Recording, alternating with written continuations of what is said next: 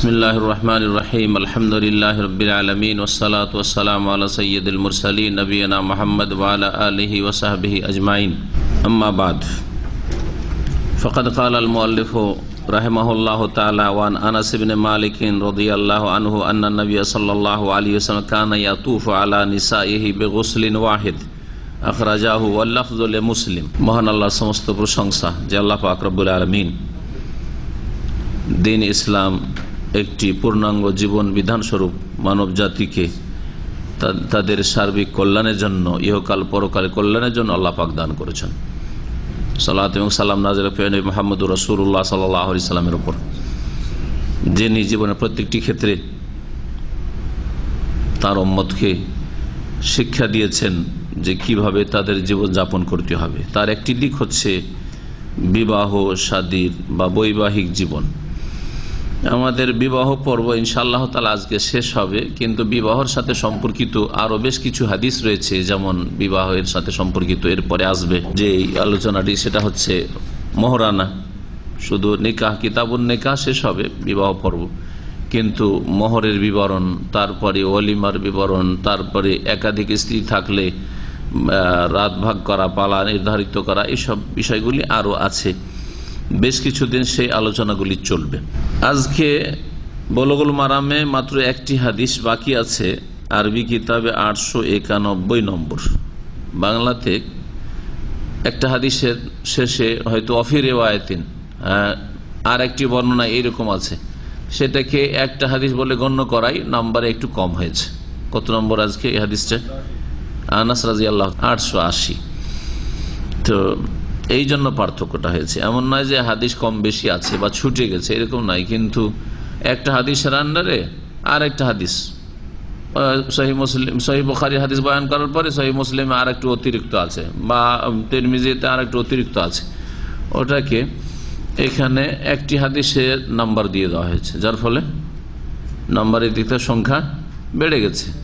আর যারা নম্বর দেয়নি, যে ওর অফি রেওয়ায় আর একটা বর্ণনা এরকম আছে, আর একটি বর্ণনা এরকম আছে, ওটাকে একটা হাদিসের আওতাতেই করে দিয়েছে, যেমন বাংলা যেটা বুলুগুল মারাম, তখন তাতে সংখ্যা গণনায় কমে গেছে। এই হাদিসের আলোচনা শুরু করার আগে গত সপ্তাহের আগের সপ্তাহে আমার বুলুগুল মারামের দর্শ ছিল নাকি, তাতে একটি হাদিস নিয়ে আলোচনা করা হয়েছিল, যাতে মহিলারা এই কাজগুলি বেশি করে, পুরুষা করলেও হারাম, ঠিক কাজ নিষেধ করা হয়েছিল। তার মধ্যে এখানে বুখারী মুসলিমের হাদিসে 887 নম্বর হাদিস, আব্দুল্লাহ বিন উমর থেকে বর্ণিত, তাতে নবী করিম সাল্লাল্লাহু আলাইহি সাল্লাম লানত করেছেন আল ওয়াসিলা মহিলার উপর। মহিলারা এই কাজটি করে, চুল বড় করে দেখানোর জন্য নিজের চুলের সাথে অন্যের চুল অথবা কৃত্রিম চুল তাতে মিলিয়ে নেই, জড়িয়ে নেই, যাতে করে বড় খোপা দেখায় বা বড় বড় চুল দেখায়।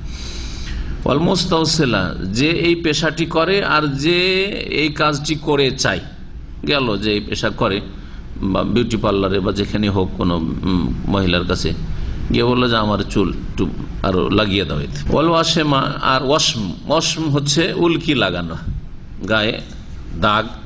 ফিলিপাইনিরা খুব বেশি করে, আর হিন্দুরা করে, ভারতে অনেক জাহেল মুসলমানরা করে, এটা মহিলারাই বেশি করে, কিন্তু পুরুষরা করে। এখানে ফিলিপাইনি অনেকে মুসলিম হয়, পুরুষ, তাদের গায়ে দেখি যে ওই উল্কির দাগ আছে, কালো কালো দাগ থাকে, যে দাগগুলি আর উঠে না।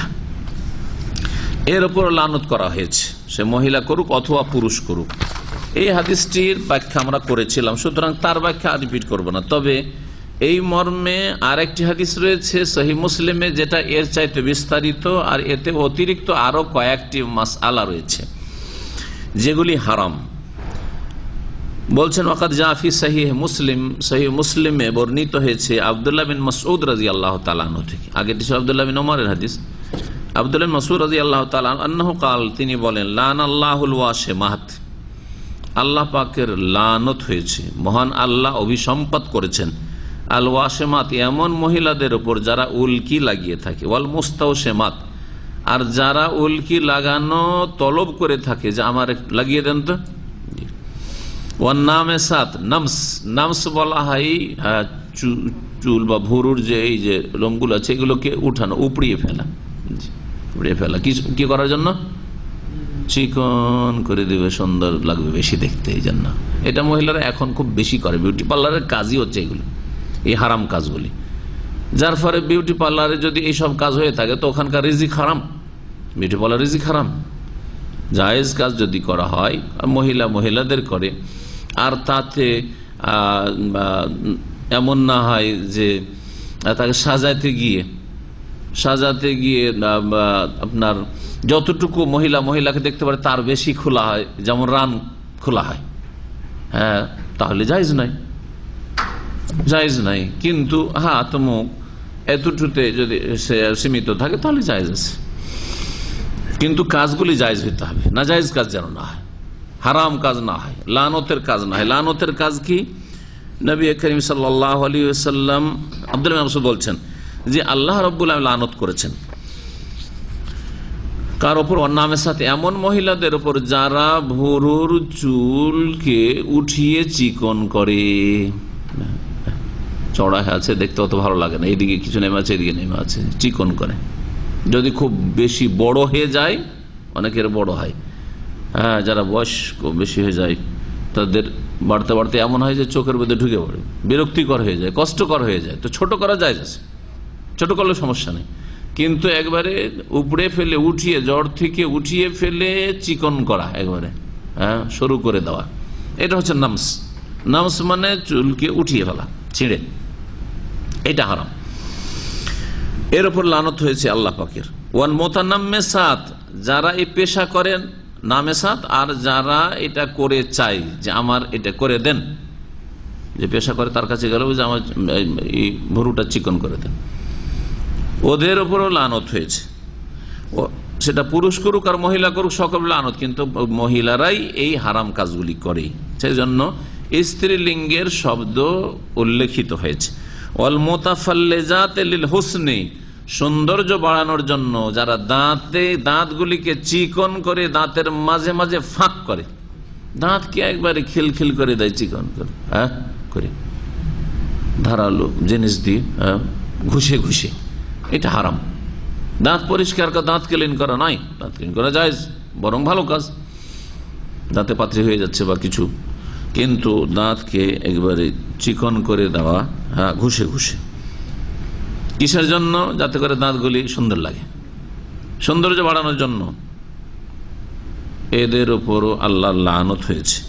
আল মুগায়্যারাতু খালকাল্লাহি আযজা ওয়া জাল, আর ওই সব মহিলাদের উপর লানত হয়েছে, আর পুরুষরাও যদি এই কাজ করে তাহলে তাদের উপর লানত হয়েছে আল্লাহর, যারা আল্লাহ পাকের সৃষ্টিকে পরিবর্তন করে থাকে।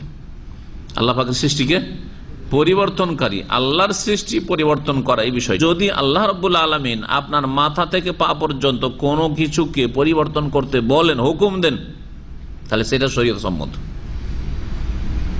বুঝা গেছে না? আর যদি নিষেধ করে থাকেন, কোনো প্রমাণ নেই যে এর অনুমতি আছে, নিষেধ আছে, তাহলে তার পরিবর্তন ঘটানো হারাম।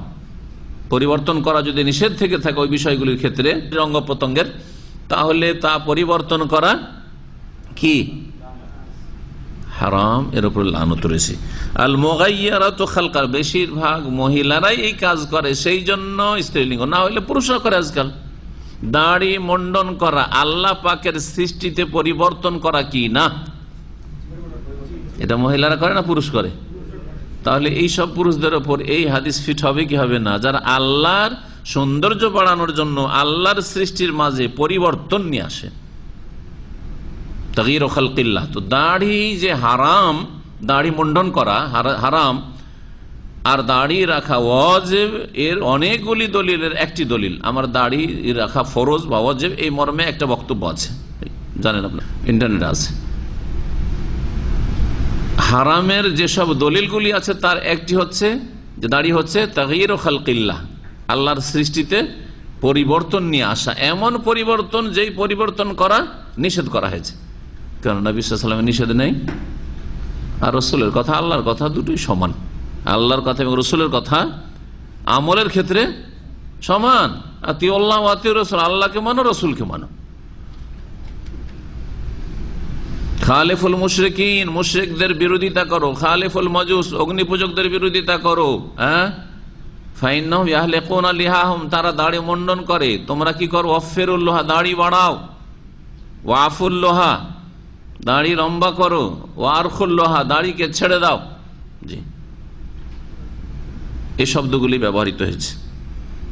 তাহলে দাড়ির ক্ষেত্রে কাটো, ছোট করো বা মুন্ডন করো, কোনো অনুমতি দেওয়া হয়নি। সুতরাং যদি কেউ মুন্ডন করে, বিশেষ করে, বা এত ছোট করে নেই যেটা রাখা দাড়ির নয়, সেটা দাড়ি নয় আসলে, তাহলে সেটা আল্লাহর সৃষ্টিতে একেবারে পরিবর্তন করা, যার ওপর কি হয়েছে?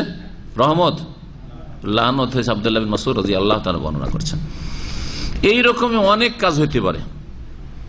আজকাল একটা কাজ হয়ে থাকে, ওই মশলাটা উল্লেখ করে বিশেষ করে, সেই জন্য এই বিষয়টা তুললাম। সেটা হচ্ছে অনেক যুবকদের শখ হয় যে আমি যুবতী হব, তখন পুরুষকে মহিলা বানায়। আর অনেক যুবতীর শখ হয় যে আমি মহিলা থাকবো না, মেয়ে কেন থাকবো, আমি কি হবো? পুরুষ সাজবো আমি। জানেন এই বিষয়টা? না জানেন না? জানেন এটা জায়েজ কিনা? হ্যাঁ, দলিল এই হাদিস। আল মুগায়্যারাতু খালকাল্লাহ, আল্লাহর লানত হয়েছে এমন মহিলা পুরুষদের উপর যারা আল্লাহর সৃষ্টিতে চেঞ্জিং করে, পরিবর্তন নিয়ে আসে। আল্লাহ পুরুষকে সৃষ্টি করেছেন, মহিলা সাজতে চায়। হ্যাঁ, যেভাবে হোক না কেন, যেভাবে হোক না কেন, সেটা আসলে হয়ে যাক অথবা না হোক, কাপড় চুপড় দিয়ে মহিলা সাজতে চায়। যেমন আমাদের দেশের ওই গানে দেখা যায়, আমরা ছোকরা বলতাম ছোটকালে, কি বলেন আপনারা এগুলোকে? হ্যাঁ, ছোকরা বুঝেন? হ্যাঁ, বুঝেন তাহলে মাশাআল্লাহ। কাপড় টাপড় দিয়ে বক্ষ মোচা করলো, তার শাড়ি পরে নিল, একটু মেকআপ করলো, দিয়ে একবার মহিলা সেজে গেল, নাচছে। বোঝাই জানে যে কি বলছে, যে মেয়ে মহিলা না পুরুষ, বোঝা যায়?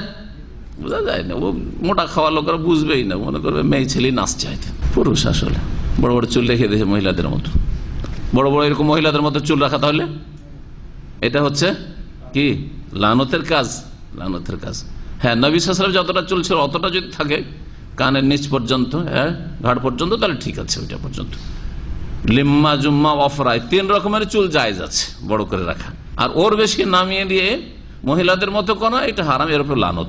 এক কথায় এই হাদিস থেকে একটি কায়দা পেলাম, নীতিমালা, মৌলিক নীতিমালা, যে আল্লাহ রাব্বুল আলামিনের সৃষ্টিতে পরিবর্তন নিয়ে আসা জায়েজ নয়, হারাম, লানতের কাজ, যদি অনুমতি না থাকে। মোষ বাড়তে আছে, আল্লাহর সৃষ্টি কেনা মোষ, মোষ তো ডেলি কেটে কেটে আমরা ছোট করছি প্রত্যেক সপ্তাহে। হ্যাঁ, আমরা পরিবর্তন নিয়ে আসছি না? আসছি না? আসছি। কেন? নবী হুকুম করে, অনুমতি শুধু না, হুকুম করেছেন।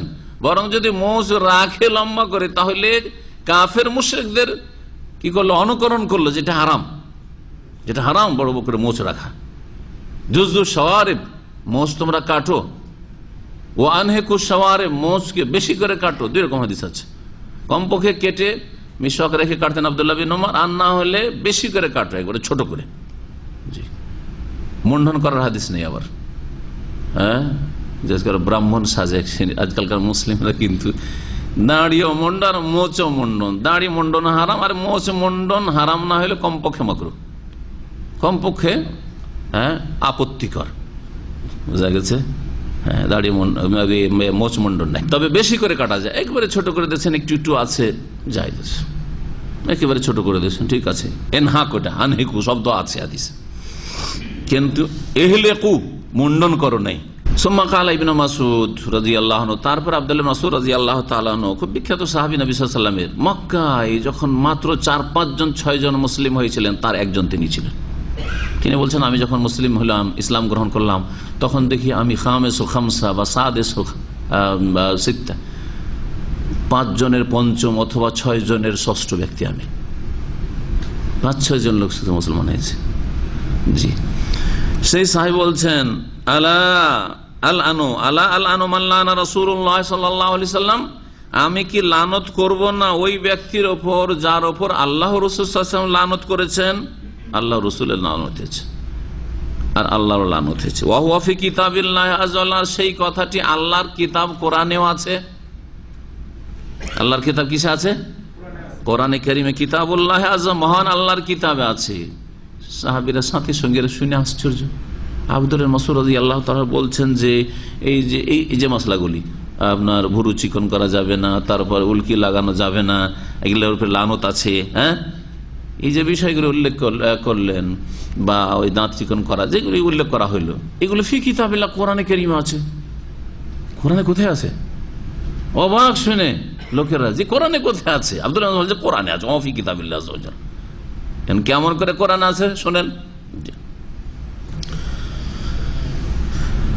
তার উদ্দেশ্য হচ্ছে, এক ব্যক্তি এরকম বলল, কোথায়? আমি তো শুরু থেকে সূরা ফাতিহা সূরা নাস পর্যন্ত গোটা কোরআন পড়েছি, কোথাও তো পেলাম না যে এইগুলোর উপর লানত হয়েছে, এই কাজগুলির উপর। তখন তিনি বললেন যে তুমি কি আয়াতটি পড়েনি? সূরা হাসরের আয়াত নম্বর 7, ওমা আতাকুমুর রাসূলু ফাখুযুহু ওমা নাহাকুম আনহু ফান্তাহু। যা রাসূল সাল্লাল্লাহু আলাইহি ওয়াসাল্লাম দেন তা নিয়ে নাও, গ্রহণ করো। ওমা নাহাকুম আনহু, যা থেকে নিষেধ করেন তা থেকে বিরত থাকো। তো রাসূলুল্লাহ সাল্লাল্লাহু আলাইহি ওয়াসাল্লাম নিষেধ করেছেন, লানত করেছেন হাদিসে এই কাজগুলি করার উপর। আর আল্লাহ বলছেন যে রসুল যদি নিষেধ করেন তো বিরত থাকো। তাহলে এই কথাগুলি জানো কোরআনে কারীমেই আছে, কিতাবুল্লাহতে আছে। বুঝলেন? এবার এই হাদিস আলোচনা করার পরে এখন এই ফতোয়াটি বিশেষ করে আলোচনা করব, যে মহিলা পুরুষ হওয়া বা পুরুষ মহিলা হওয়া। যদি পুরোপুরি পুরুষ, মহিলার তার শারীরিক গঠনে কোন রকমের লক্ষণ কিছু নেই, সে মহিলা সাজতে চায়, তাহলে হারাম। ছেলে মেয়ে সাজতে চায়, তাহলে হারাম। এইরকমই পুরোপুরি শারীরিক গঠনের দিক থেকে মেয়ে ছেলে মহিলা, কিন্তু সে কি সাজতে চায়? পুরুষ সাজতে চায়, তাহলে হারাম। এই দুটো হারাম। কিন্তু যদি পুরুষ শারীরিক গঠনের দিক থেকে পুরুষ, একটু মেয়েলি ভাব আছে, থাকে না এরকম কিছু, হ্যাঁ, মেয়েদের মতো, তাহলে ওটা দূর করার জন্য চিকিৎসা করে পুরোপুরি, যাতে করে পুরুষের মতো লাগে, পুরুষের মতো একটু মহিলা মহিলা লাগছে। চিকিৎসা করতে পারবে কি পারবে না? পরিবর্তন নিয়ে আসতে পারবে কিনা? আল্লাহর সৃষ্টিতে পরিবর্তন খানিক নিয়ে আসা, এই একটি মাসলা। অথবা এর বিপরীতটা আছে কি, আসলে কি মহিলা, কিন্তু ওর শারীরিক গঠনে কিছু পুরুষ পুরুষ ভাব আছে। কিরকম? হ্যাঁ, মহিলার দাড়িওয়ালা মহিলা হতে পারে কিনা? মোচ, হ্যাঁ, মোচ, আরো কিছু এইরকম শারীরিক গঠন। স্ত্রীলিঙ্গ শক্তিশালী, পুরুষ লিঙ্গ দুর্বল সামান্য, এটাও একটু পুরুষ ভাব আছে, থাকতে পারে না? পারে না, আল্লাহ পাকের সৃষ্টিতে। তখন কি পরিবর্তন নিয়ে আসা যাবে? এই মাসলাটি এটা জটিল মাসলা। এই জন্য এই ফতোয়াটি সৌদি আরবের মক্কাতুল মুকাররমায় যে আল মাজমাউল ফিকহি আল ইসলামী ফিকহ একাডেমি, রাবেতাতুল আলাম ইসলামী মুসলিম ওয়ার্ল্ড লীগ যেটাকে বলা হয় ইংরেজিতে, রাবেতাতুল আলাম ইসলামীর হেড অফিস মক্কাতুল মুকাররমায়, সেখানকার এই ফতোয়া 1409 হিজরি মোতাবেক 1989 ফেব্রুয়ারি মাসে, 1989 তখনকার ফতোয়া। এখানে ভাষ্যকার নকল করেছেন মক্কাতুল মুকাররমা বড় কাজী শেখ আল বাসাম, আপনাদের সামনে উল্লেখ করছি। বলছেন যে সেখানকার যারা সদস্য উলামায়ে কেরাম এই ফিকহ একাডেমি, তারা সিদ্ধান্ত পেশ করলেন যে প্রথমত আয-যাকার আল্লাযী কামালাত আযা ও যুকুরাতিহি, এমন পুরুষ মানুষ যার পুরুষত্বের সবকিছুই শারীরিকভাবে পরিপূর্ণ রয়েছে। পুরুষ আর শারীরিকভাবে পুরুষত্ব বা পুরুষের যা হয়ে থাকে সৃষ্টিগতভাবে শারীরিকভাবে তা আছে তার। এইরকমই ওয়াল উনসা, মহিলা আল্লাতী কামালাত আযা ও অনুসাতিহা, এমন মহিলা যার মহিলা হওয়ার জন্য শারীরিক যা কিছু সৃষ্টিগত হয়ে থাকে তা পূর্ণরূপে আছে। লা ইয়াহিল্লু তাহওয়িলু আহাদিহিমা ইলা নাওইল আখার, তাদের এক শ্রেণীকে আর এক শ্রেণীতে রূপান্তরিত করা যাবে না।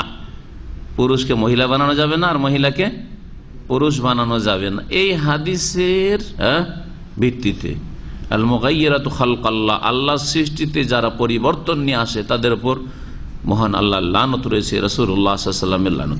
সূরা নিসার আয়াত নম্বর 19 পেশ করি। হাদিস, এই হাদিস তো পেশ করলাম, কিন্তু এই হাদিসের সমর্থনে সূরা নিসার 119 নম্বর আয়াতে রয়েছে ওয়ালা আমুরান্নাহুম ফালা ইউগাইয়িরুন্না খালকাল্লাহ।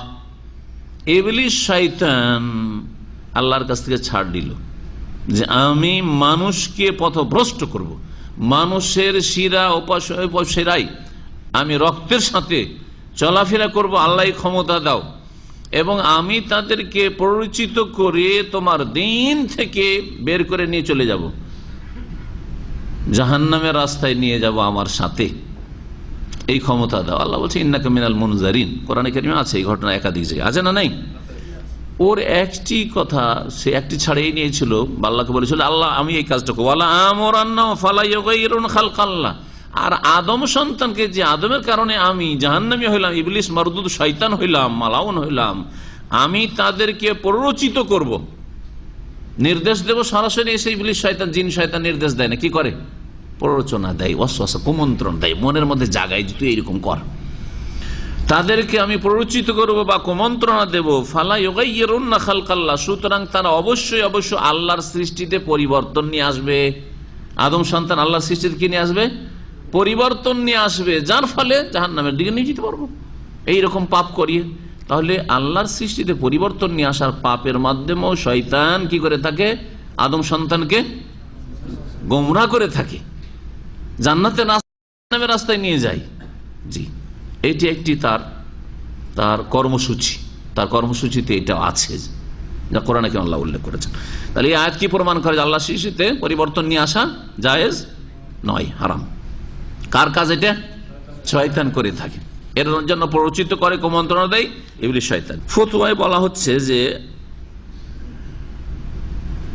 পুরুষকে নারী বানানো, নারীকে পুরুষ বানানো জায়েজ নয়। হ্যাঁ, ওয়া মুহাওয়ালাতুত তাহওয়িলি জারিমাতুন ইস্তাহিকু ফাইলুহাল উকুবা। যদি কেউ, কোন ডাক্তার, চিকিৎসক পুরুষকে নারী বানাবার চেষ্টা করে, লিঙ্গ পরিবর্তনের চেষ্টা করে, তাহলে সেই ব্যক্তি এত বড় অপরাধ করলো যে শাস্তিযোগ্য, যার শাস্তি হওয়া উচিত মুসলিম সরকারের মাধ্যমে।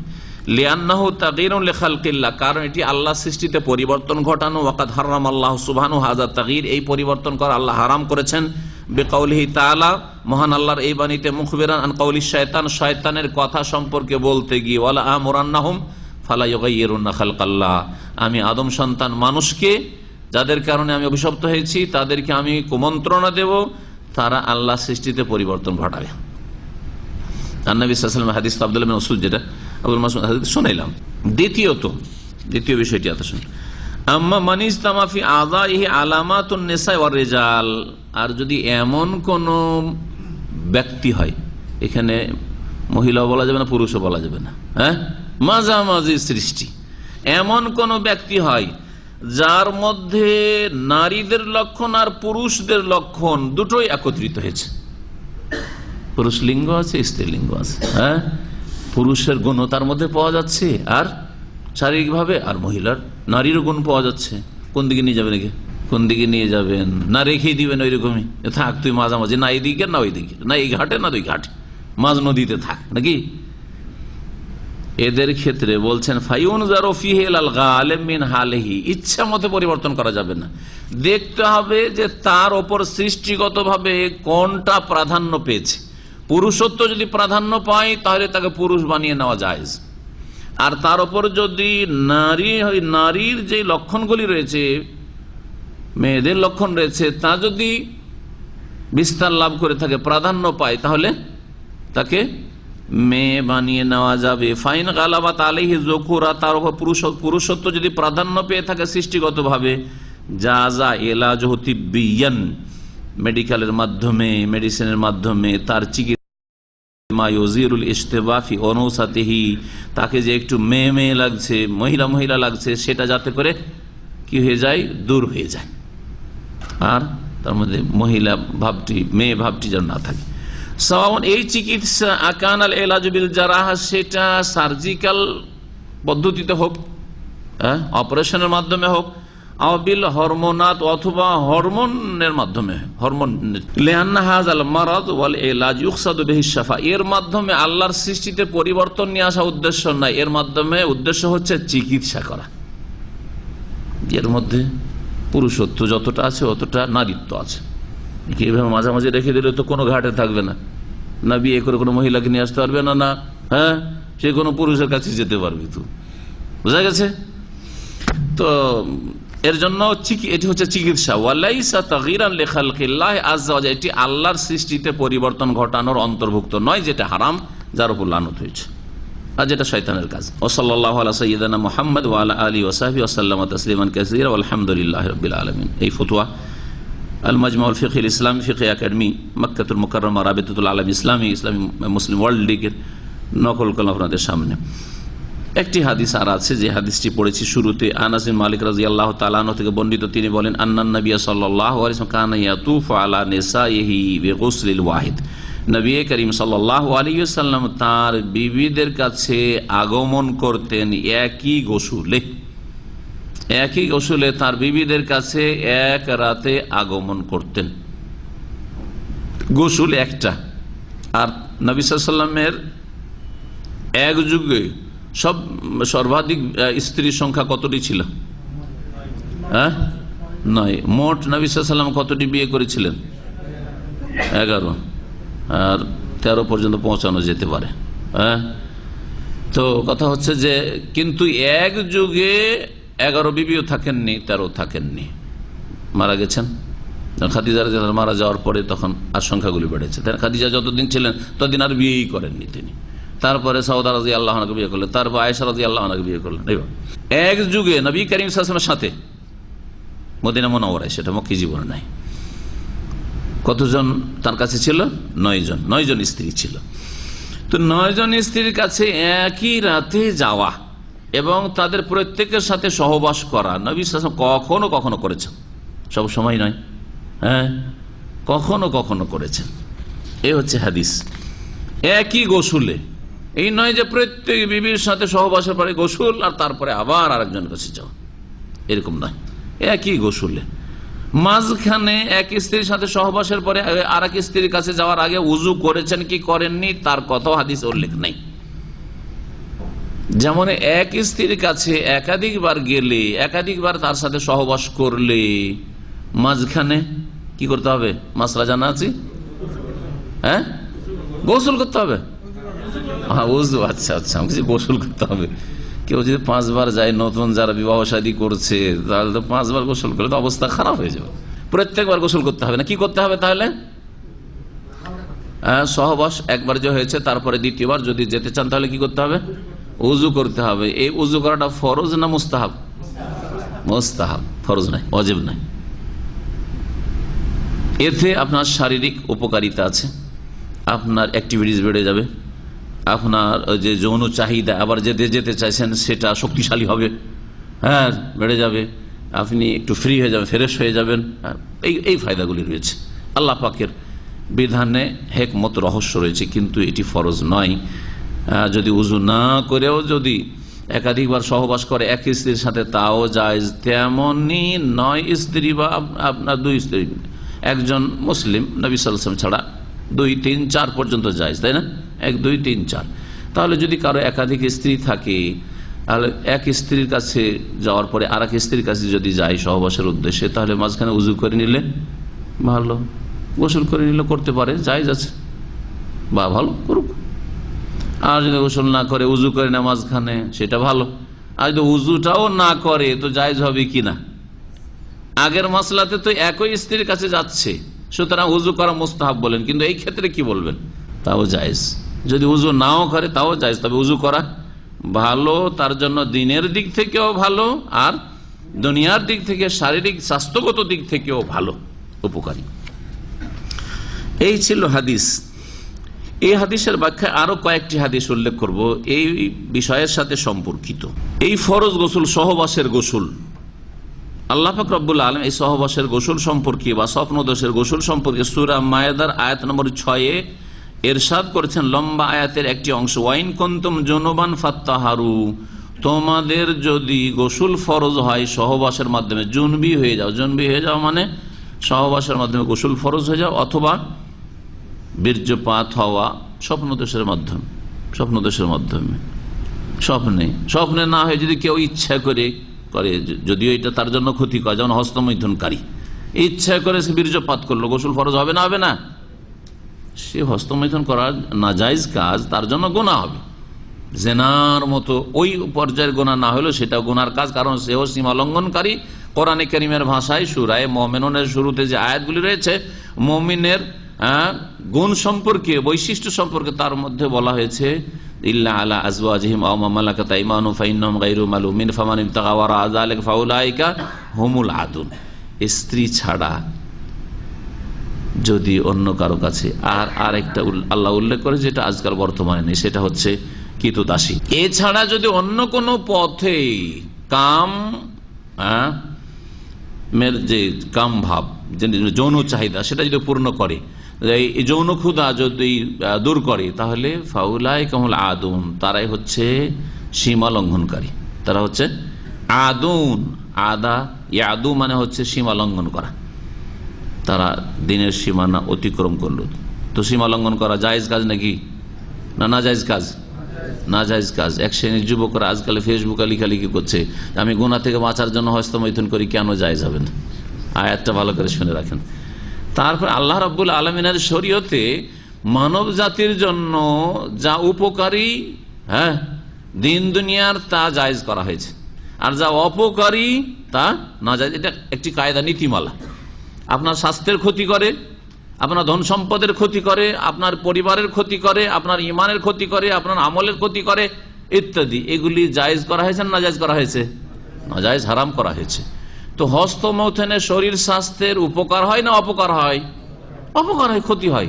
যারা নিয়মিত হস্তমৈথুন করে কিছুদিন ধরে, তাদের পুরুষত্ব শেষ হয়ে যায়, দুর্বল হইতে হইতে এমন একটা পর্যায়ে চলে আসে যে কোনো কাজের যোগ্য থাকে না। যদি বিয়ে করে তো সে তার স্ত্রীর উপর জুলম অত্যাচার করবে, সে কোনো কাজের থাকে না, অযোগ্য হয়ে যায়। তারপরে জায়েজ হয়ে যাবে, তারপরে এই হস্তমৈথুন করা জায়েজ হবে, বলছে যে আমি গুনাহ থেকে বাঁচার জন্য। আজকাল ফেসবুকে দেখা যায় এরকম কিছু ফতোয়াবাজি করছে অনেকে, বুঝতে পারছেন? এটি জায়েজ নয়, মোটেই জায়েজ নয় এটি, আর আপনার জন্য ক্ষতিকর। আর আপনি যেমন আল্লাহর হক নষ্ট করলেন, আগামীতে গিয়ে যদি বিয়ে করেন বা স্ত্রীর কাছে ফিরে যান, অনেকে বিবাহ শাদী করে এসছেন, বিদেশে থাকতে পারছেন না, হস্তমৈথুন করছে, মনে করছে আমি গুনাহ থেকে বাঁচার জন্য, জেনা ব্যভিচার থেকে, সমকামী থেকে বাঁচার জন্য, আমি বড় গুনাহ থেকে বাঁচার জন্য এটা করছি, আর তার মনে করে যে বৈধ না। এতে আপনি যখন দেশে ফিরে যাবেন আপনার স্ত্রীর কাছে অথবা বিয়ে করবেন, তখন আপনি তার কাছে গিয়ে লজ্জিত হবেন, তার কাছে গিয়ে আপনি একবার নিজের পুরুষ আপনি স্বামী, শ্রদ্ধা, ভালোবাসা সবকিছুকে হারিয়ে ফেলবেন, এবং তারপরে জুলুম করবেন। আপনি তাকে বেঁধে রেখেছেন বিবাহ বন্ধনে, আর তার হক আদায় করতে পারছেন না আপনি। এরকম কাজ কি আবার জায়েজ হতে পারে? উদ্দেশ্য সৎ থাকলে, যে জেনা থেকে বাঁচবো, সমকামী থেকে বাঁচবো, সেজন্য করছি না, কখনো না। এই যুক্তি পেশ করে এক শ্রেণীর লোকেরা। এই জন্য হস্তমৈথুন কখনো জায়েজ নাই। ধৈর্য ধারণ করুন। অনেকে পরামর্শ চেয়েছেন, ব্যক্তিগত আমি বলছি যে ধৈর্য ধারণ করুন, আর সিয়াম রাখুন, রোজা রাখুন। সোমবার বৃহস্পতিবার রোজা রাখুন, সপ্তাহে দুটো রোজা রাখুন। রোজা রাখলে ওইদিকে মনই যাবে না। আর একটা দুনিয়াবি উপায়, নবী সাল্লাল্লাহু আলাইহি ওয়াসাল্লামের এক তদবির বললাম, যে ফালি বিসম, কেউ যদি বিয়ে না করতে পারে, স্ত্রীর কাছে না রাখতে পারে, আর যৌন চাহিদা সে পেরেশান থাকে, তাহলে রোজা রাখো, ঠিক না? আর একটা, লজ্জা স্থানের দিকে কখনো বেশি তাকাতাকি করবেন না, শিখে রাখুন ভালো করে। আর লজ্জা স্থান বেশি স্পর্শ করবেন না, লজ্জা স্থান স্পর্শ করবেন না, এগুলি ক্ষতিকর। এগুলিতে ধীরে ধীরে হস্তমৈথুনের দিকে নিয়ে আসে। লজ্জা স্থানে বেশি বেশি সাবন মাখায়, এই পরিষ্কারের নামে গায়ে সাবন, আর লজ্জা স্থানে বেশি সাবন দেওয়া, এইরকম কাজ করতে যাবেন না। এগুলি ক্ষতি করে। এগুলি ধীরে ধীরে আপনার চারিত্রিক পদস্খলন ঘটাতে পারে। এগুলো দুনিয়াবি তদবির, যা অনেক গবেষকরা, ওলামারা লিখেছেন, আর আপনার জন্য উপকারী। দেখবেন পরীক্ষা করে অবশ্যই আপনি বাঁচতে পারবেন। আপনি ওদের ভুরুক্ষেপই করছেন না, এইদিকে নজর গেলে ওইদিকে মনটা যাবে, ওতে হাত পড়লে, স্পর্শ করলে ওইদিকে মনটা যাবে, বা একটু শারীরিক অবস্থাটা অন্যরকম হবে, মানে যৌন চাহিদা বাড়বে। তারপরে বেশি বেশি সাবান ওতে দিতে গেলে সেখানে গিয়ে কি থেকে কি হইতে পারে, সুতরাং এগুলো থেকে বেঁচে থাকলে ওইদিকে ভুরুক্ষেপে না, আর বেশি বেশি জিকির আজকার করবেন। যখনই ওই রকম মনটা হবে, কারণ এর আগে হয়তো বদ অভ্যাস ছিল, আপনি ছাড়তে চাইছেন, বদ অভ্যাস যদি হয়ে যায় ছাড়া আবার কঠিন হয়ে যায়। এটা ওই বিড়ি সিগারেট খোরদের নিশার মতো। আবার কথা বোঝা গেছে? বিড়ি সিগারেট আর মদ যারা খায় তারা অনেক সময় তওবা করেও সামলাইতে পারে না, আবার শুরু করে দেয়। একজন সিগারেট খাওয়া বন্ধ করেছে, বন্ধ করার পরে তাকে জানতাম, কাছাকাছি ছিল, তওবা করেছে, স্বীকার করেছে আর সিগারেট জীবনে খাবো না, একটা ভালো প্রতিষ্ঠানে চাকরি করতো, প্রতিষ্ঠানে।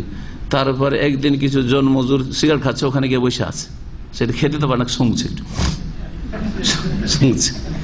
বোঝা গেছে? জি হ্যাঁ, ধোঁয়াটা পেয়েও যদি কিছু একটু আগায়, মনের চাহিদাটা পূরণ হয়। তো এই জন্য বলছি যে ওইদিকে ভ্রুক্ষেপই করতে হবে না, এবং ভালো কিছুতে মনোযোগী হইতে হবে। সেটা হচ্ছে জিকিরুল্লাহ, আল্লাহ পাকের জিকির, সুবহানাল্লাহ, আলহামদুলিল্লাহ, আল্লাহু আকবার, লা ইলাহা ইল্লাল্লাহ, আস্তাগফিরুল্লাহ, লা হাওলা ওয়ালা কুওয়াতা ইল্লা বিল্লাহ। আরো জিকির, আজকার, কোরআনী দোয়া, হাদিসের দোয়া বেশি বেশি সবসময় পড়তে থাকেন। দোয়াও পড়ছেন আর হস্তমৈথুন হইতে পারে নাকি? মানুষের হস্তমৈথুন কখন হয়? যখন অবসর থাকে। নিজেকে যদি দিনের ভালো কাজে ব্যস্ত রাখেন অথবা দুনিয়ার ভালো কাজে ব্যস্ত রাখেন, তাহলে কখন ওই দিকে মন যাবে না। সময় নেই আপনার ওইসব করার, যে বাথরুমে গিয়ে ওই সব করতে যাবে, আর সময় নেই। দিনের ভালো কাজে সময় দেওয়া, আল্লাহ পাকের জিকির আজকাল, অথবা কোরআন এবং হাদিস স্টাডি করা। কোরআনের প্রতিদিন আপনি বানিয়ে নিয়েছেন যে এক পারা কোরআন পড়বো, বা আমি 5টা 10টা পেজ তরজমা তফসির সহ কোরআন আমি চর্চা করবো, পড়বো। হাদিস আমি প্রতিদিন 5টা 7টা হাদিসের ব্যাখ্যা বিশ্লেষণ পড়বো, অমুক হাদিস থেকে নিজে স্টাডি করব। প্রতিদিন আমি 1 ঘন্টা করে কোন শাইখের বক্তব্য শুনবো। এতে কয়েক ঘন্টা নিয়ে নিল, আল্লাহ পাকের জিকির আজকার করলেন। আর যখনই শয়তান ওইদিকে খেয়াল নিয়ে যাচ্ছে, হস্তমৈথুনের দিকে বা যৌন চাহিদা বাড়ছে, খুব অশান্তি লাগছে, সুবহানাল্লাহ, আলহামদুলিল্লাহ, আস্তাগফিরুল্লাহ, আস্তাগফিরুল্লাহ ওয়া আতুবু ইলাইহি, আস্তাগফিরুল্লাহাল্লাযী লা ইলাহা ইল্লা হুয়াল হাইয়ুল কাইয়্যুম ওয়া আতুবু ইলাইহি। তারপরেই কইতে পারে গুনাহ কখনো হবে না যদি আল্লাহকে ভয় করেন। তাহলে এই তদবিরগুলি বলে দিলাম, কারণ প্রবাসে যারা আছেন তারা খুব ভুক্তভোগী, আর যারা যুবক বিয়ে করতে পারছেন না বিভিন্ন কারণে, তারাও খুব এই সমস্যায় ভুক্তভোগী। যার ফলে আল্লাহ পাক রব্বুল আলামিনের কাছে দোয়া করি, আল্লাহ পাক যেন আপনাদের আমাদের সকলের হেফাজত করেন এই রকমের পাপ থেকে আর দিন দুনিয়ার ক্ষতিকর আচরণ থেকে, কাজ থেকে। আলোচনা চলছিল গোসল সম্পর্কে, ফরজ গোসল। ফরজ গোসলে আল্লাহ পাক রব্বুল আলামিনের বড় হিকমত রয়েছে, এবং বান্দার ওপর আল্লাহ পাকের রহমত, যে আন শরিয়াল গোসল মিনাল জানাবাতি, গোসল ফরজ হলে, শরীর থেকে বীর্যপাত হলে গোসল যে আল্লাহ পাক ফরজ করেছেন, যাতে কি করে আল্লাযী ইউঈদু ইলাল জিসমি কুওয়াতাহু, এই গোসল করে শরীরের মধ্যে এনার্জি চলে আসে, আগে যে এনার্জিটা ছিল সেটা আবার ফিরে আসে। ওয়া হাইয়াতাহু নিশাতাহু, অ্যাক্টিভিটিস ফিরে আসে, সক্রিয় হয়ে যায় শরীর, অঙ্গ প্রত্যঙ্গ, শিরা উপশিরা আর শরীরে যে রক্ত রয়েছে আবার আপন কাজে অ্যাক্টিভ হয়ে যায়। লেখক ভাষ্যকার বলছেন, ওয়াকাম লিল্লাহি ফি শারঈহি মিন হিকামিন ওয়া আসরা, আল্লাহ পাকের শরীয়তের বিধানে কত যে রহস্য রয়েছে আর কত যে হিকমত রয়েছে, আমাদেরকে অল্প জ্ঞান দেওয়া হয়েছে। নবী করিম সাল্লাল্লাহু আলাইহি ওয়াসাল্লাম এই বিষয়ের দিকে ইঙ্গিত করেছেন। সহিহ মুসলিমের আরেকটি হাদিসে এই বিষয়ের সাথে সম্পর্কিত আবু সাঈদ খুদরী রাদিয়াল্লাহু তাআলা আনহু থেকে বর্ণিত, তিনি বলেন, ক্বালা রাসূলুল্লাহ সাল্লাল্লাহু আলাইহি ওয়াসাল্লাম, রাসূলুল্লাহ সাল্লাল্লাহু আলাইহি ওয়াসাল্লাম বলেছেন, ইযা আতা আহাদুকুম আহলাহু, যখন তোমাদের কেউ নিজের পরিবারের কাছে আগমন করবে। আগমন করবে মানে কি? এমনি বাড়িতে যাবে, সহবাস, এখানে উদ্দেশ্য সহবাস। সুবহানাল্লাহ, নবী সাল্লাল্লাহু আলাইহি ওয়াসাল্লাম তো বলতে পারে যে সহবাস করবে, এই শব্দটা বলছেন না। তো যথাসাধ্য কথার ক্ষেত্রে ভদ্রতা বজায় রাখা আর ওই ধরনের শালীনতার সাথে কথা বলা, এটা নবী করিম সাল্লাল্লাহু আলাইহি ওয়াসাল্লাম আদর্শ। কোন কোরআনে কারিমে শিখিয়েছেন। কোরআনে কারিমে সহবাসকে আল্লাহ বলেছেন, আওলা মাসতুমুন নিসা, তোমরা যদি নারীদেরকে কি করো? স্পর্শ করো। স্পর্শ মানে শুধু ছোঁয়া না, ওখানে লামাসা, দুই পক্ষ থেকে ছোঁয়া। বাবে মুফাআলাত আরবি গ্রামারে রয়েছে, লামাসা মানে পরস্পরকে টাচ করা। তার মানে ওই নয় যে আপনি ওর গায়ে হাত দিয়েছেন, ঘাড়ে হাত দিয়েছেন, সে আপনার ঘাড়ে হাত দিয়েছে, এটাও নয় সহবাস, তাই না? জামাতুম, জি। আব্দুল বিন আব্বাস রাদিয়াল্লাহু তাআলা বলছেন, যেখানে কোরআনে কারিমে লামাসা ব্যবহার হয়েছে, ফাইন্নাহু কিনায়াতুন আনিল জিমা, তাতে সহবাসকে বোঝানো হয়েছে, কিন্তু আল্লাহ পাক অত্যন্ত লজ্জাশীল, সুতরাং ফাইন্নাহু ইয়াকনি, তিনি ইশারা ইঙ্গিতে কথা বলেছেন। আল্লাহ যেহেতু লজ্জাশীল, সেই জন্য ইশারা ইঙ্গিতে কথা বলেছেন। তো আপনি যদি লজ্জাশীল ব্যক্তি হন, আপনি যদি সম্ভ্রান্ত ব্যক্তি হন, তো যথাসাধ্য একেবারে নিচু শ্রেণীর লোকের ভাষা আছে, নোংরা কিছু ভাষা আছে, আর ওটা ভদ্র ভাষা আছে, সব ক্ষেত্রে আছে। তো ভদ্র ভাষায় আপনি কথা বলবেন। নবী করিম সাল্লাল্লাহু আলাইহি ওয়াসাল্লাম বলছেন যে তোমাদের কেউ যখন নিজ পরিবারের কাছে আগমন করছো মারাদা ইয়াউদ, অতঃপর আবার যদি ফিরে যেতে চায়, দ্বিতীয়বার সহবাসে যেতে চায়, ফালিয়াতাওয়াদ্দা বাইনাহুমা উযুওয়ান, এই দুই সহবাসের মাঝে যেন একটা উযু করে নেই। এটা হচ্ছে মুসলিমের হাদিস, সহিহ মুসলিমের। মুস্তাদরাক হাকিমে রয়েছে জাদাল হাকিম ফাইন্নাহু আনশাতু লিল আউদে, মাঝখানে উযু করে নিলে পুনরায় যে সহবাসে যাচ্ছেন এই ক্ষেত্রে অধিক সক্রিয়তা নিয়ে আসবে। আনশাতুল লিল আউদে, দ্বিতীয়বার স্ত্রীর কাছে ফিরে যাওয়ার ক্ষেত্রে অধিক সক্রিয়তা নিয়ে আসবে। এই হাদিস থেকে বোঝা যায় যে নবী করিম সাল্লাল্লাহু আলাইহি ওয়াসাল্লাম এক রাতে 9 স্ত্রীর কাছে গেছেন। তো এখন প্রশ্ন উঠে যে তাহলে নবী সাল্লাল্লাহু আলাইহি ওয়াসাল্লাম কেমনভাবে ভাগটাগ করতেন না, পালা নির্ধারণ করতেন না। শরীয়তের আসল মাসআলা হচ্ছে যে যদি একাধিক স্ত্রী থাকে তাহলে পালা নির্ধারণ করতে হবে, রাতের পালা নির্ধারণ করতে হবে। দিনের বেলা সকালে একবার বিকেলে একবার যদি মনে করেন যে সবগুলি বিবির বাড়িতে গিয়ে একটু রাউন্ড দিয়ে আসবো, জায়েজ আছে। কিন্তু রাতে যার রাত তার কাছে গিয়ে রাত কাটাতে হবে। এশার নামাজের পরে যার পালা নেই তার বাড়িতে যাওয়া যাবে না, কোনো এমার্জেন্সি না হলে, চিকিৎসার প্রয়োজন পড়ে গেছে, আর কোনো প্রয়োজন পড়ে গেছে, সেটা আলাদা কথা, এমার্জেন্সি। কিন্তু এমনি সময় কাটানোর জন্য সেখানে গল্প গুজবের জন্য যাওয়া যাবে না। নবী সাল্লাল্লাহু আলাইহি ওয়াসাল্লাম সকালবেলা একবার ফজর নামাজ পড়ে একটা রাউন্ড দিতেন সকালবেলা, প্রত্যেক বিবির খোঁজ খবর, কি খবর, তোমাদের কি অবস্থা, কার বাড়ি কি আছে না আছে, খাওয়া দাওয়ার ব্যবস্থা, সুখ দুঃখ একটু সকালবেলা জানতেন। এরকম করতেন, প্রত্যেক বিবির ঘরে ঘরে যেতেন আর জিজ্ঞেস করতেন কেমন আছো তোমরা, জিজ্ঞেস করে চলে যেতেন। আবার বিকালবেলা আসর পরে একটা রাউন্ড দিতেন প্রত্যেক বিবির ঘরে ঘরে, আর যাওয়ার পরে কাছাকাছি যেতেন, হয়তো সালাম দোয়া করলেন।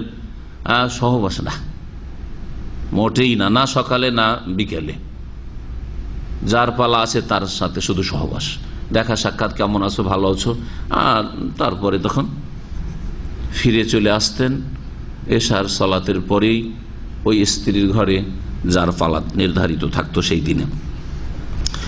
পালা নির্ধারণ করা প্রত্যেক মুমিন যার একাধিক স্ত্রী থাকবে তার জন্য ফরজ। এক রাত যদি এক বড় স্ত্রীর কাছে থাকে, ছোট স্ত্রীর কাছে এক রাত, কম বেশি নয়। দুই দিন করে যদি পালা নির্ধারণ করে যে দুই দিন করে, একদিন না, আমি কন্টিনিউ পরপর 2 দিন থাকবো এক স্ত্রীর কাছে, আর এক স্ত্রীর কাছে 2 দিন, আমি 1 সপ্তাহ করে থাকবো। তাতে যদি মেনে নেয় ওরা যে ঠিক আছে 1 সপ্তাহ তো 1 সপ্তাহ, তুমি ওর বাড়িতে 1 সপ্তাহ, তো আমার বাড়িতে 1 সপ্তাহ। অনেক সময় এক শহরে এক স্ত্রী আছে, আর এক শহরে আর এক স্ত্রী আছে, তখন প্রতিদিন এখান থেকে ওখানে দৌড়াদৌড়ি তো সম্ভব না। তাহলে এরকম করতে পারে যে ঠিক আছে এক স্ত্রীর কাছে 1 মাস থাকবো, আর এক স্ত্রীর কাছে 1 মাস থাকবো, জায়েজ আছে না নেই? এক দেশে এক স্ত্রী, আর এক দেশে আর এক স্ত্রী, তাহলে বছরের ক্ষেত্রে হইতে পারে। হ্যাঁ, যদিও যেই ব্যক্তি বছরে কয়েকবার যেতে পারে তার জন্য এত লং টাইম ধরে স্ত্রী থেকে দূরে থাকবেন না, 4 মাসের বেশি করা উচিত নয়।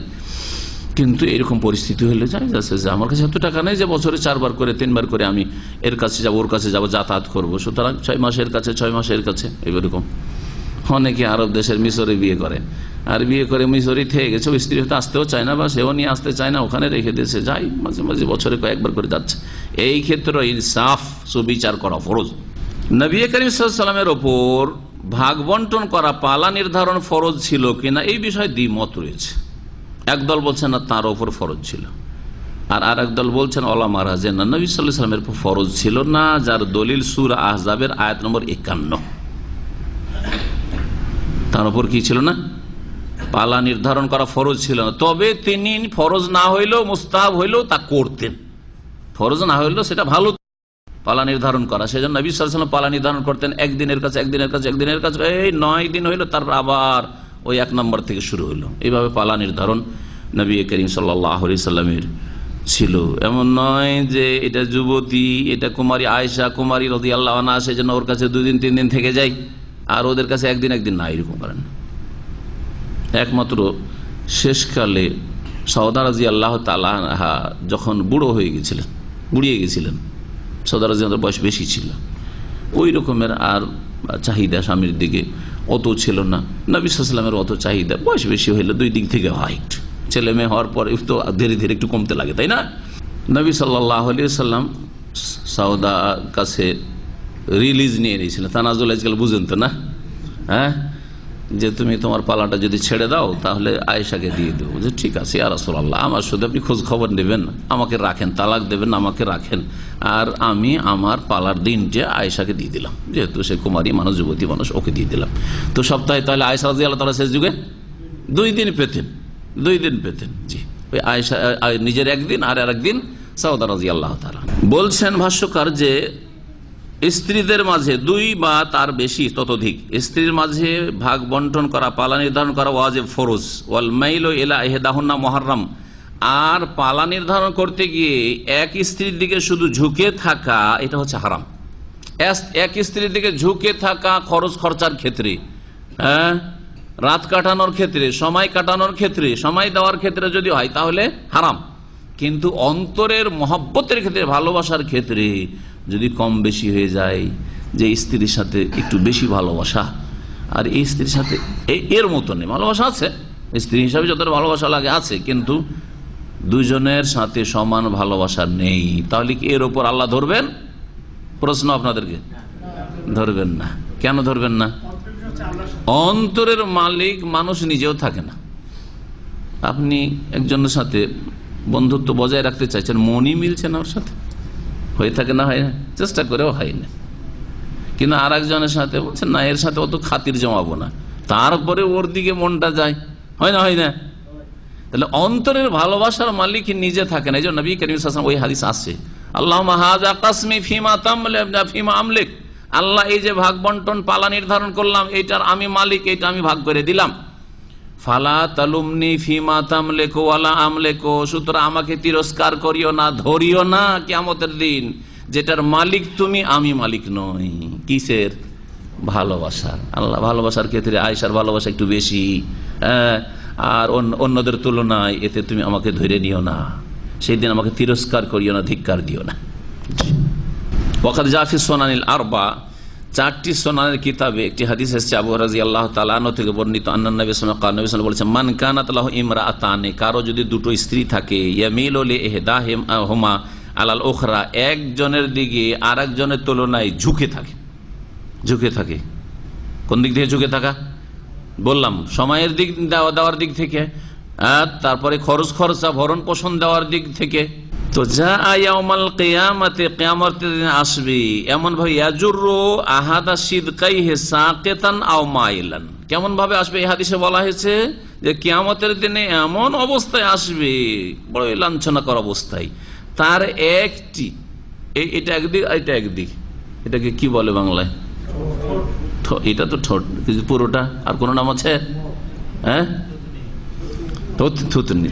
হ্যাঁ, এটা একটা হচ্ছে সিদক আর এটা হচ্ছে একটা সিদক। বলছে যে দুটোর একটা কি থাকবে? ইয়াজুরু আহাদা সিদকায়ে সাকিতান, তার নিচের ঠোঁটটার কথা বলতে চাইছে, সেটা এমন নিচে নেমে যাবে যে মাটিতে ঘষ্টাবে, মাটিতে ঘষ্টাবে।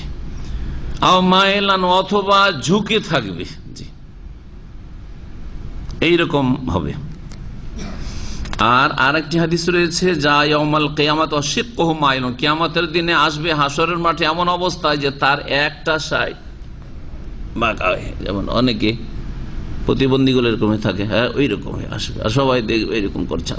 হ্যাঁ জি, আরো বেশি, আমি তো একটু কমই করে দেখছি। হ্যাঁ যে এরকম। এই হাদিসের আলোকে উলামায়ে কেরামগণ বলেছেন যে পালা নির্ধারণ করা একাধিক স্ত্রী থাকলে ফরজ। জি, তাই বলছেন একটি ফিকহের কিতাব থেকে নকল করেছেন, ওয়াহরুমু আলা মান তাহতাহু আকসারা মিন যাওজা, যার কাছে একাধিক স্ত্রী আছে তার জন্য হারাম দুখুলুহু ফি লাইলাতিহা ইলা গায়রিহা, যার পালা আছে, একজনের পালা আছে, সেই রাতে ওর কাছে না থেকে আরেকজনের বাড়িতে রাত্রে ঢুকে পড়া, এটা হারাম। ইল্লা লিদারুরাতিন, তবে এমার্জেন্সি যদি হয়, নিরুপায় যেতেই হচ্ছে। ফাইন লাবিসা ইনদাহা, কিন্তু গিয়ে মন মানল না, ওর কাছে গিয়ে থেকে গেল কিছুক্ষণ, দু ঘন্টা সময় দিয়ে দিল, বা তার সাথে সহবাস করে ফেললো, থামতে পারলো, সামলাইতে পারলো না, গিয়েছে কোনো কাজে, আর গিয়ে জরুরি কাজে গিয়ে যদি ও সহবাস করে ফেললো, হারাম কাজ করলো। কিন্তু কি করতে হবে তাহলে? ফাইন লাবেস আইন্দা, তার কাছে গিয়ে যদি অবস্থান করে নেয়, অথবা সহবাস করে, লাজেমাহু আন ইয়াকদিয়া লাহা মিসলা যালিকা ফি হাক্কিল উখরা, এর যেই দিন পালা থাকবে ওই দিনে এর কাছে ওই অতটা সময় দিবে আর ওই রকম সহবাস করবে, কারণ তার হক নষ্ট করেছে, তার পালাই সীমা লঙ্ঘন করেছে। লিআন্না তাসওয়াতা ওয়াজিবাতুন, কারণ সমানভাবে ভাগ বন্টন করা হচ্ছে ফরজ, ওয়ালা তাহসুল ইল্লা বিযালিকা, আর এই রকম না করলে তা সম্ভব নয়। নবী করিম সাল্লাল্লাহু আলাইহি ওয়াসাল্লামের এই বিষয়টি যে এক গোসলে একাধিক স্ত্রীর কাছে যেতেন, এই মর্মে সহিহ বুখারীতে আনাস রাদিয়াল্লাহু তাআলা আনহুর হাদিস যেটা উল্লেখ করা হলো আসল কিতাবে রয়েছে, আর বুখারীতে রয়েছে একটু পার্থক্যের সাথে, আন্নান নবী কানা ইয়াতুফু আলা নিসা ফিল লাইলাতিল ওয়াহিদাতি ওয়া লাহু ইয়াওমাইযিন তিসউ নিসওয়া। নবী করিম সাল্লাল্লাহু আলাইহি ওয়াসাল্লাম তার স্ত্রীদের কাছে আগমন করতেন একই রাতে, সবগুলি স্ত্রীর কাছে, ওয়ালাহু, আর তার ওই সময় 9 স্ত্রী ছিল, 30 নিসওয়া, 9 স্ত্রী ছিল।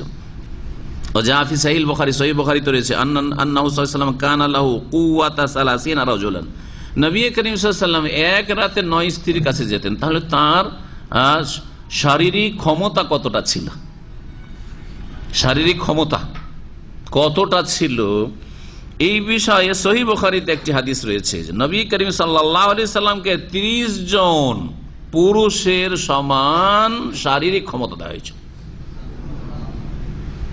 একজন মানুষ, অন্য মানুষ, তাকে যতটা ক্ষমতা দেওয়া হয়েছে তার কত গুণ বেশি তাকে ক্ষমতা দেওয়া হয়েছে রাসূলকে, 30 গুণ। তো একজন সাধারণ মানুষকে শুধু একটা স্ত্রীর ক্ষমতা দেওয়া হয়নি, অনেকে আছে যার 4টা স্ত্রী রাখার ক্ষমতা আছে, আছে না নেই? কারো 3টার আছে, কারো 2টোর আছে, কারো 1টার আছে, কারো 1টারও নেই, ওখানে হিমশিম খাচ্ছে, আর তারপর বিয়ে করো বলে লাফাচ্ছে। তো যার ওই রকম শারীরিক শক্তি ওই মজবুত নয়, একাধিক বিয়ের জন্য লাফানো ঠিক নয়, জায়েজ নয়। ভালো করে মনে রাখেন, যখন ওইটুকু যে ওই একটার হক আদায় হয় না, ওইটিকে আবার 50-50 করবেন, হাফ করবেন, তো কি করবেন তাহলে আপনি? তাহলে তো মাসে একবার করে ওই স্ত্রীর কাছে যেতে পারবেন না। তো এইরকম যাদের শারীরিক দুর্বলতা আছে তাদের জন্য বিয়ে শাদীর উদ্দেশ্য করা শুধু ধন সম্পদ থাকলে অথবা মনটা চাইলেই না, ওটাই করা ঠিক নয়। নবী করিম সাল্লাল্লাহু আলাইহি ওয়াসাল্লামকে 30 জন পুরুষের শক্তি দেওয়া হয়েছিল, এটা সহিহ বুখারী হাদিস। ওয়াফি রিওয়ায়াত আসমা রাদিয়াল্লাহু তাআলা আনহা, আবু বকর সিদ্দিকের মেয়ে, তিনি একটি বর্ণনায় বলেছেন আলা কুওয়াতে 40, নবী সাল্লাল্লাহু আলাইহি ওয়াসাল্লামকে 40 জন পুরুষের শক্তি দেওয়া হয়েছিল, নবী সাল্লাল্লাহু আলাইহি ওয়াসাল্লামকে 40 জন পুরুষের শক্তি দেওয়া হয়েছিল। তাহলে বলুন, নবী সাল্লাল্লাহু আলাইহি ওয়াসাল্লাম বিয়ে করেছেন কজন স্ত্রী একসাথে কয়জন? 9 জন মাত্র রেখেছেন, আর তাকে শক্তি দেওয়া হয়েছিল 40 জন। তাহলে তিনি কতটা শক্তি ক্ষয় করেছেন, কতটা মনের চাহিদা, শরীরের চাহিদা পূরণ করেছেন? শিখি 4 আনা কিনা? 40-এর ক্ষমতা ছিল, আর 9টা, তো 4 আনারও কম। তার শারীরিক যতটা ক্ষমতা ছিল বা চাহিদা ছিল, তার মাত্র 25% তিনি চাহিদা পূরণ করেছেন। আর যদি বলেন যে না 30 জনের ক্ষমতা ছিল, তাহলে তিনি মাত্র 1/3 শারীরিক চাহিদা পূরণ করেছেন। তারপরেও নবীকে যদি কেউ বলে যে তিনি এইরকম ছিলেন, সেই রকম ছিলেন, ইসলামের দুশ্মন, বাইরের দুশ্মনরা অথবা ঘরের কিছু মুনাফিক দুশ্মন আজকাল, দিনের শত্রু, রাসূলুল্লাহ শত্রু, এই বয়সে এই বিয়ে করেছেন, সেই বিয়ে করেছেন, আর এত কেন বিয়ে করেছেন, এগুলি কথা বলা কুফরি কথা, ইসলাম বিরোধী কথা। নবী করিম সাল্লাল্লাহু আলাইহি ওয়াসাল্লাম মানহানি করা কুফরি। সুতরাং কোন মুসলিম যদি এইরকম কোনো সমালোচনা করে বা বিরূপ ধারণা রাখে রাসূলুল্লাহ সাল্লাল্লাহু আলাইহি ওয়াসাল্লাম সম্পর্কে, তাহলে তার ঈমান ভঙ্গ হয়ে যাবে। নবী সাল্লাল্লাহু আলাইহি ওয়াসাল্লাম মানহানি করা কুফর। নবী করিম সাল্লাল্লাহু আলাইহি ওয়াসাল্লামের যে বিবাহ শাদীগুলি, প্রত্যেকটির পিছনে এত রহস্য রয়েছে, ইসলামের এত স্বার্থ রয়েছে যে সেগুলি যদি আপনি পড়াশোনা করেন অথবা শোনেন, তাহলে আশ্চর্য হয়ে যাবেন যে প্রত্যেকটা বিবাহের পরে ইসলামের দাওয়াতের রাস্তা কিভাবে খুলে গেছে। নবী সাল্লাল্লাহু আলাইহি ওয়াসাল্লাম তো একজন গরিব মানুষ ছিলেন, তাই না? পয়সা ছিল? কোনো পয়সা ছিল না। তাহলে নবুয়তের সময় দিন ইসলামের খেদমতে অর্থের প্রয়োজন আছে না নেই? এই অর্থ কোত্থেকে আসলো, কোথা থেকে? খাদিজা রাদিয়াল্লাহু তাআলা আনহা খুব ধনাঢ্য মহিলা ছিলেন, তার ধন সম্পদে অনেকে ব্যবসা বাণিজ্য করার জন্য শাম দেশে আর এমন দেশে যেত। গোলাম মায়সারা আর রাসূলুল্লাহ সাল্লাল্লাহু আলাইহি ওয়াসাল্লামকে বিবাহের আগে কি ব্যবসার জন্য পাঠাননি? পয়সা ধন সম্পদ হচ্ছে খাদিজা রাদিয়াল্লাহু তাআলা, ব্যবসা করার জন্য মেহনত পরিশ্রম শ্রম হচ্ছে রাসূলুল্লাহ সাল্লাল্লাহু আলাইহি ওয়াসাল্লাম আর তার গোলাম মায়সারার। আর ও মায়সারার কাছ থেকে শুনেই তো আকৃষ্ট হয়েছিলেন যে এত ভালো মানুষ আর এত আমানতদার, ব্যবসা বাণিজ্যের ক্ষেত্রে লেনদেনের ক্ষেত্রে পৃথিবীতে কখনো আমি জীবনে দেখিনি। এই গোলাম মায়সারা তার মালিক খাদিজা রাদিয়াল্লাহু তাআলা আনহাকে বলল। শোনার পরে তখন তিনি প্রস্তাব পাঠালেন যে যদি মুহাম্মদ সাল্লাল্লাহু আলাইহি ওয়াসাল্লাম আমাকে বিয়ে করতে চায় তাহলে আমি প্রস্তুত আছি, আর আমার ধন সম্পদ দিয়ে তিনি ব্যবসা করবেন, যা করার করবেন। 25 বছর বয়সে বিয়ে হইল, তারপরে তো 40 বছরে নবুয়ত পেয়ে গেলেন। নবুয়তের পরে ব্যবসা তো আর দূরের কথা, দিনের কাজে এমন লেগে গেলেন। আর যা কিছু ধন সম্পদ খাদিজা রাদিয়াল্লাহু তাআলা আনহার কাছে ছিল সব দিন ইসলামের খেদমতে লাগিয়ে দিলেন। কত বড় খেদমত হইল! এরকম প্রত্যেকটি স্ত্রীর ক্ষেত্রে রয়েছে। যাই হোক, আর কথা ওই দিকে লম্বা করছি না। নবী করিম সাল্লাল্লাহু আলাইহি ওয়াসাল্লাম এক রাতে 9 স্ত্রীর কাছে যে যেতেন, তাহলে কি তার উপর পালা ফরজ ছিল না? এই বিষয়টি বলছিলাম। একদল বলছেন যে পালা ফরজ ছিল না। যারা বলছেন পালা ফরজ ছিল তারা আবার ব্যাখ্যা করছেন এইরকম যে পালা যখন এক রাউন্ড শেষ হয়ে গেল, যার কাছ থেকে শুরু হয়েছে, শুরু করে একবারে শেষ পর্যন্ত একবার যখন শেষ হয়ে গেল, তখন এক রাত কি করতেন, এখন আর পালা শুরু করছি না, আজকে রাতে সবার কাছে আসবো দেখা সাক্ষাতে, তারপর এইরকম করতেন। আবার যখন ওইটা হয়ে গেল তখন আবার নতুন করে পালা শুরু হলো। তো এইরকম করলে জায়েজ আছে, এরকম করলে জায়েজ আছে। জি। আর অধিকাংশ ওলামারা বলছেন, সৌদি আরবের ওলামারাও বলছেন তাই।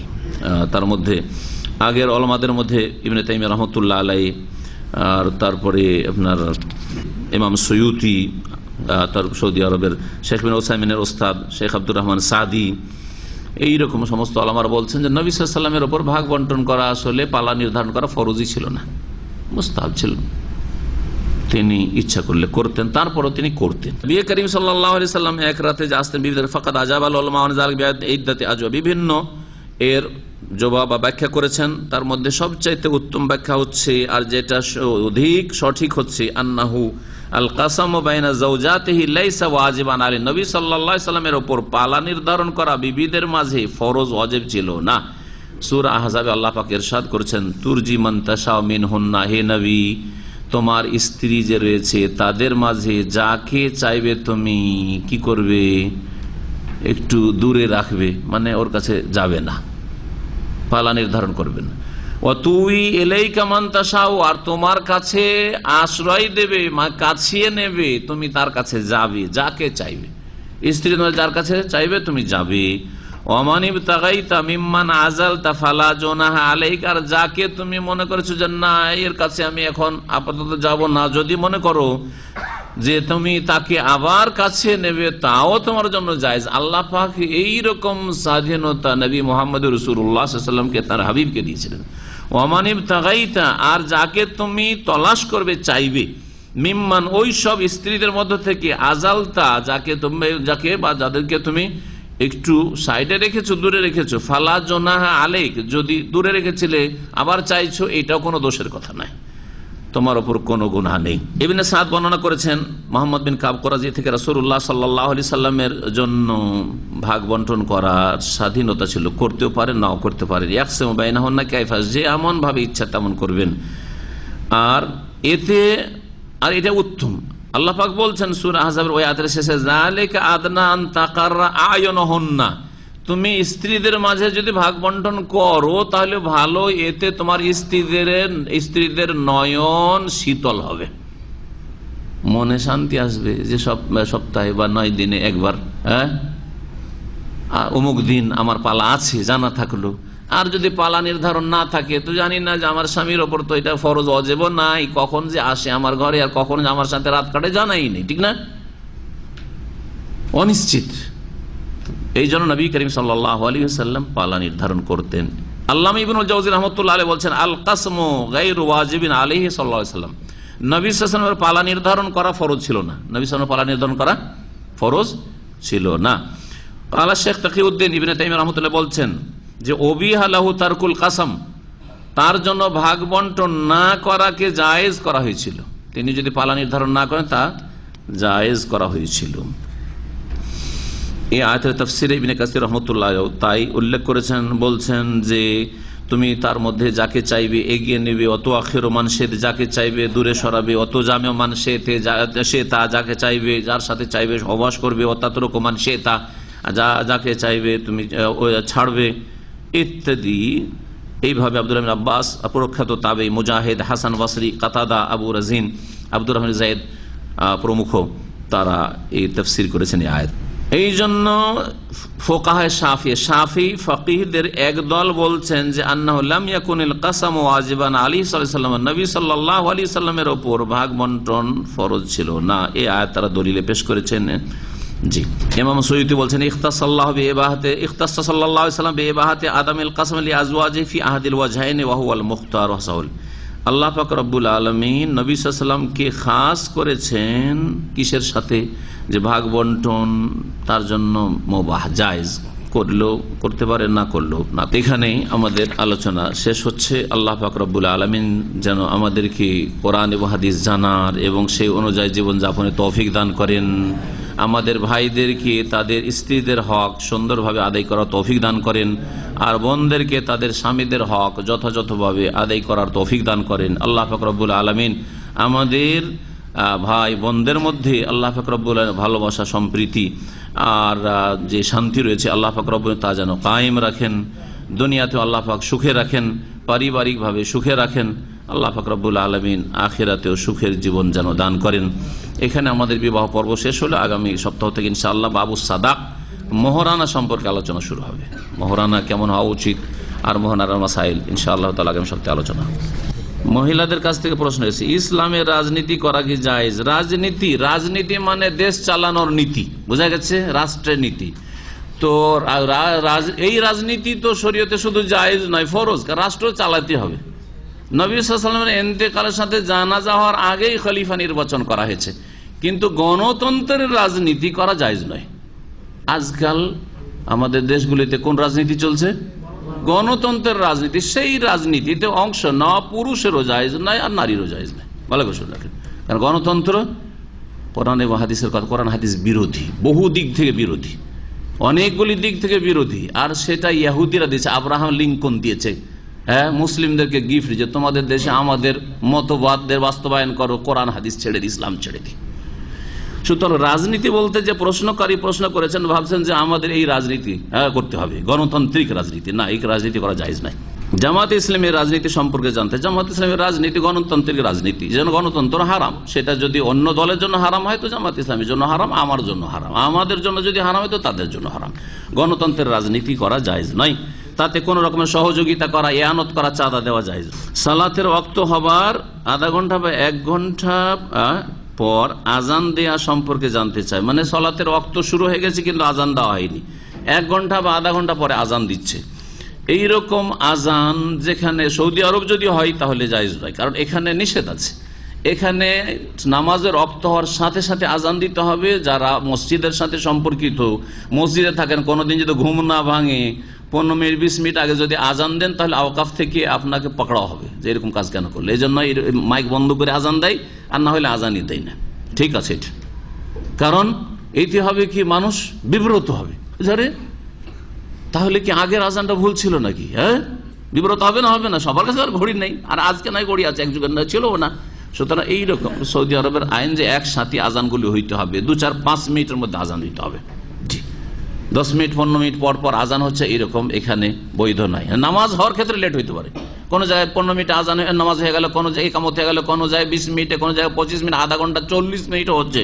2-1টা মসজিদ এরকম আছে, ঠিক আছে, কিন্তু আজানগুলি একসাথে হইতে হবে। এটা সৌদি আরবের আইন। কিন্তু অন্য দেশে যেখানে সরকারের পক্ষ থেকে এইরকম বাধা নিষেধ নেই বা নির্দেশ নেই, সুষ্ঠুভাবে পরিচালিত হয়, যে যখন আসছে নামাজ পড়ে চলে যাচ্ছে।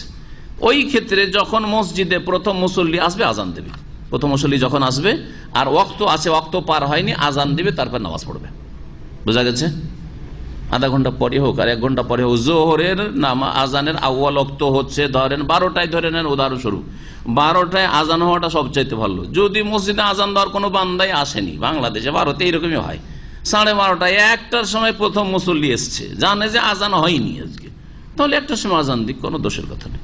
আজান দিয়ে নামাজ পড়ে যে কোনো, মাঠে ঘাটেও তো আজান আছে, শুধু মসজিদে নয়, মাঠে ঘাটে, বনে জঙ্গলে, পাহাড়ে, যেই কোনো জায়গায় নামাজ পড়বেন, একজন পড়লেও আজান দেওয়া শরীয়ত সম্মত, আজান দেওয়া ভালো। আর যে একাধিক লোক হয়, আরো আশেপাশের লোক আছে, তাহলে আজান দেওয়ার তাগিদ রয়েছে যে আরো লোকজন শুনে আসবে আপনার জামাতে।